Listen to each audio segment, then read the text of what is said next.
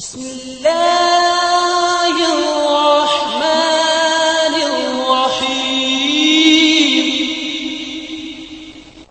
الرحيم الحمد لله رب العالمين وصلى الله وسلم وبارك على عبده ورسوله محمد وعلى آله وصحبه أجمعين وعلى من تبعهم بإحسان إلى يوم الدين اما بعد.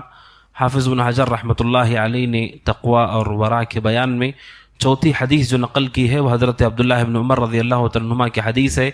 نبی صلی اللہ علیہ وسلم نے فرمایا، یہ ابو داؤد کی حدیث ہے اور ابن حجر نے آگے لکھا ہے وصححہ ابن حبان نے اس روایت کو صحیح کہا ہے. عبداللہ بن عمر رضی اللہ تعالیٰ عنہما کہتے ہیں نبی صلی اللہ علیہ وسلم نے فرمایا، من تشبہ بقوم فہو منہم، جو شخص کسی بھی قوم کی مشابہت اختیار کرتا ہے وہ ان میں سے ہو جاتا ہے. یہ حدیث تقوی اور پرہیزگاری کے بیان میں انہوں نے نقل کی ہے. دو اہم باتوں کی طرف توجہ مقصود ہے.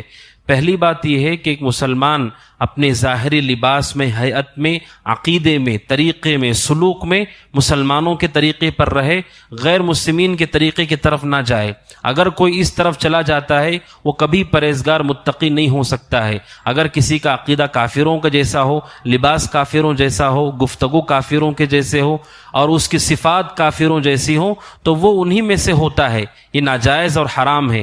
علماء کہتے ہیں اگر ان کا عمل وہ نقل کرتا ہے، کفر کو نقل کرتا ہے تو یہ کفر ہے. جیسے اگر کوئی آدمی غیر مسلمین کو دیکھتا ہے کہ وہ گلے میں صلیب کو، کراس کے نشان کو لٹکاتے ہیں اور مسلمان بھی اسے اسٹائل کے لیے ہی اگر لٹکاتا ہے تو یہ حرام ہے. اس لیے کہ اللہ کے نبی نے فرمایا جو جس کی مشابہت اختیار کرتا ہے وہ انہی میں سے ہو جاتا ہے، انہی کا حکم وہ لے لیتا ہے. اگر وہ کفر کو اختیار کرتا ہے تو پھر اس نے اپنے ایمان کو ضائع کیا. اسی طریقے سے صرف کفر کی بات نہیں ہے بلکہ رہن سہن، وہ لباس جو صرف کافر پہنتے ہیں مسلمان کو نہیں پہننا چاہیے. وہ گفتگو جو صرف کافر کرتے ہیں مسلمان کو نہیں کرنا چاہیے. جیسے مثال کے طور پر کافر کہتے ہیں مال ہی سب کچھ ہے، سب کچھ مال ہے، یہ کافر کہتے ہیں، مسلمان نہیں کہتے. اگر کوئی یہ قول کہتا ہے اس نے کافروں کی بات کو اختیار کیا، ان کی مشابہت کی. اسی طرح رہن سہن میں بھی حتیٰ کہ نبی صلی اللہ علیہ وسلم نے فرمایا کہ مونچھوں کو کم کرو اور داڑھی کو بڑھاؤ. اس کے مقابلے میں یہود کا طریقہ اس کے مخالف ہوا کرتا تھا. آپ نے غیر مسلمین کے طریقے کو اختیار کرنے سے منع کیا ہے. اس کا نقصان کیا ہوتا ہے جانتے ہیں کہ جو آدمی جس کی مشابہت اختیار کرتا ہے اس کا اثر ہوتا ہے. یہ حقیقت پر مبنی بات ہے. اگر کسی نوجوان کو آپ پولیس کا لباس پہنا دیں گے، جو پولیس پہنتے ہیں، وہ لباس پہننے کے بعد ان کے جسم پر ایک کیفیت طاری ہوتی ہے. کسی مرد کو آپ عورت کا لباس پہنا دیجئے، اس لباس کا اثر اس کے دل پر، اس کے جسم پر ہوتا ہے. انسان جب کسی کی کاپی کرتا ہے اس کا اثر اس کے دل پر بھی ہوتا ہے، اس کے جسم پر بھی ہوتا ہے. اگر کوئی کافروں کے راستے کو پسند کرتا ہے تو اس لیے علماء کہتے ہیں کہ قریب ہے کہ وہ بھی کافر ہی ہو جائے گا. اللہ اگر حفاظت نہ کرے تو وہ بھی انہی کی طرح ہو جائے گا. اس لیے ان سے محبت کرنا، خاص طور پر ان کی جو تہذیب ہے، ان کا جو کلچر ہے، ان کی جو ترقی ہے سائنس میں خاص طور پر، اسے دیکھ کر لوگ مبہوت ہو جاتے ہیں اور لوگ سمجھتے ہیں کہ ہم مسلمان ہونے کی وجہ سے پیچھے ہیں. مسلمان ہونے کی وجہ سے پیچھے نہیں ہیں، پیچھے اس وجہ سے ہیں کہ ہم نے دنیاوی امور پہ بہت زیادہ توجہ نہیں دی ہے. قرآن کہتا ہے کہ جو دنیا چاہتا ہے اور دنیا کے لیے پوری کوشش کرتا ہے اللہ اسے دنیا دے دیتا ہے. اب کافروں کے یہاں سوائے سائنس اور ٹیکنالوجی کے کچھ نہیں ہے، اس کی طرف انہوں نے توجہ کی، اللہ انہیں دنیا دیتا ہے. اگر کوئی آدمی ان کی تہذیب کو دیکھ کر مرعوب ہو جائے اور یہ کہے کہ مسلمان ہیں اور اسے شرم محسوس ہو ٹخنے کے اوپر لباس پہننے میں، داڑھی چھوڑنے میں، نماز پڑھنے میں، اگر اسے شرم محسوس ہو تو پھر اسے اپنے ایمان کا مراجعہ کرنا چاہیے. یہ تقوی کبھی نہیں ہو سکتا ہے. اس لیے غیر مسلمین کا طریقہ.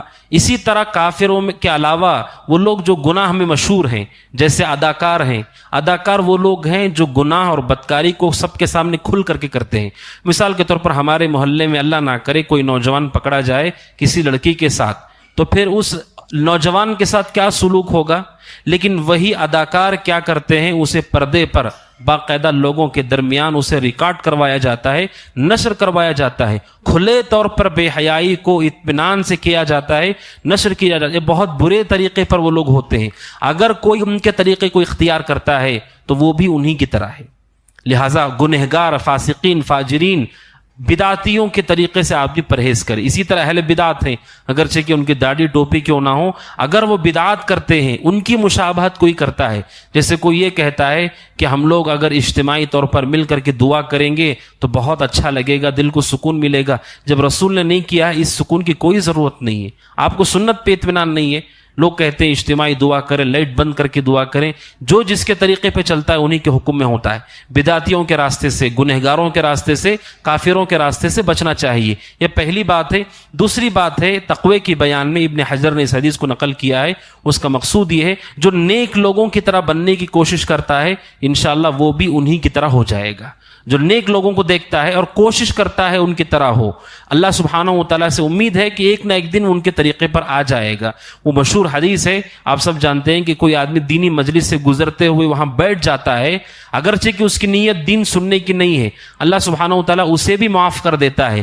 فرشتے کہتے ہیں کہ وہ آدمی دین سننے کی نیت سے نہیں آیا ہے. اللہ سبحانہ و تعالیٰ کہتا ہے اولئک القوم لا یشقی جلیسہم، یہ اتنے اچھے لوگ ہیں ان کے ساتھ بیٹھنے والے کو بھی بدبختی نہیں ملتی ہے. یعنی ان کے ساتھ بیٹھنے کی وجہ سے اللہ سبحانہ و تعالیٰ اس آدمی کی مغفرت کر دیتا ہے. اس کا مطلب کیا ہے؟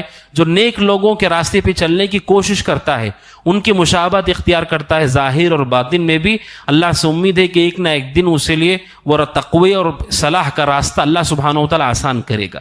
اس لیے قدیم زمانے میں ایسے ہوا کرتا تھا، جب کوئی نیک آدمی یا زاہد عابد عالم دین کسی شہر کو آتے، لوگ ان سے ملاقات کرنے کے لیے جاتے، اپنے بچوں کو ساتھ لے جاتے تاکہ وہ ان کے طور طریقے کو دیکھیں، ان کے رہن سہن کو، ان کی گفتگو کے انداز کو. امام احمد کے بارے میں ہے کہ ان کے درس میں 5000 لوگ بیٹھتے تھے.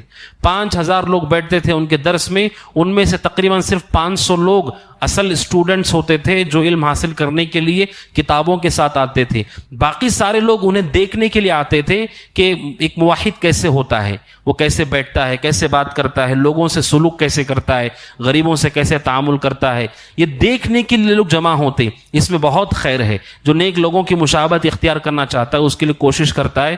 اللہ سے امید ہے کہ اللہ سبحانہ و تعالیٰ ایک نہ ایک دن اس کو انہی میں سے بنا دے گا. تو یہ تقوی اور طہارت کے باب میں یہ حدیث بڑی اہم حدیث ہے کہ ہم لوگ گنہگاروں کے راستوں سے، کافر، فاسق و فاجر، بدعاتی گنہگاروں کے راستے سے بچیں، ان کی مشابہت نہ کریں، اور نیک لوگوں کی مشابہت کی ظاہر باطن میں کوشش کریں. اور یہ قاعدہ ہے جو جس کی طرف مائل ہوتا ہے وہ اس کی طرح بننا چاہتا ہے. جو آدمی کسی گنہگار کی طرف مائل ہوتا ہے وہ اس کی طرح بننا چاہتا ہے. کوئی اداکار کی طرف، کوئی کرکٹر کی طرف، جو جس کی طرف مائل ہوتا ہے وہ اس کی طرح بننا چاہتا ہے. حدیث کہتی ہے نیک لوگوں کی طرف آدمی مائل ہو تو ان کی طرح وہ بننے کی کوشش کرے گا. اللہ سبحانہ و تعالیٰ سے دعا ہے کہ اللہ تعالیٰ ہمیں اس حدیث پہ عمل کرنے توفیق عطا فرمائے. آمین. ھذا وصلی اللہ وسلم علی نبینا محمد وعلی آلہ وصحبہ اجمعین. السلام علیکم ورحمۃ اللہ وبرکاتہ.